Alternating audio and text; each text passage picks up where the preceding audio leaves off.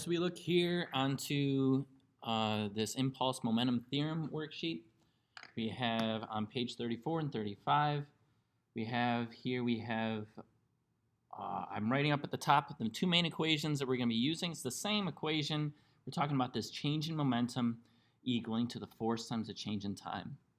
So most of the time what we're going to be dealing with in a change in momentum is going to be a change in velocity. So that's why I'm putting this over here where the mass is being held constant. We're really going to be talking about a mass's velocity changing because there's a force on it for some time. And so this force on an object for some time, that's this impulse. This impulse is what changes momentum. So in this very first problem, we have a baseball being thrown, just as I tried to draw out here on the left-hand side. So I tried to draw out what I'm seeing before I start trying to solve for anything. So that way you have an idea of what it is you're going to be working with. And that way you have an idea of what you're saying is positive and negative. So I have a baseball here being thrown. It has 132 newtons of force on a 140-gram ball for 4.5 times 10 to the negative 2 seconds. So we're asking for this magnitude in the change in momentum of the ball. So we're asking about this change in momentum. So we know the change in momentum is equal to this force times the change in time, where we know the value of this force is this 132 newtons, and the time that this force was acting was this 4.5 times 10 to the negative 2 seconds. And if we take this and multiply them together, we get this value of 5.94 Newton seconds. So that's the value here for this change in momentum in number 1.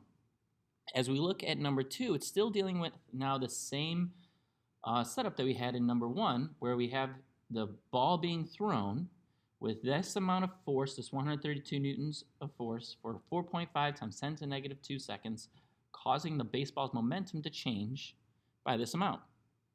We know the initial velocity of the baseball is 0 meters per second. We also know the mass of the baseball is 140 grams or 0.14 kilograms.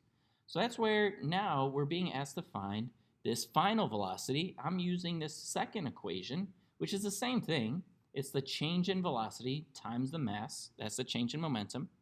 That equals to that force times the change in time. We know this value from number 1. We have that change in momentum.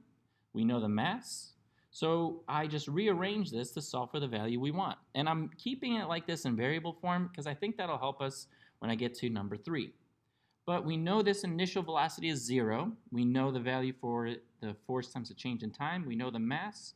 So it comes out to be this 5.94 Newton seconds divided by the mass of a 0.140 kilograms plus 0 meters per second.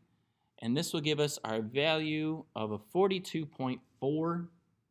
So our final velocity here is 42.4 meters per second.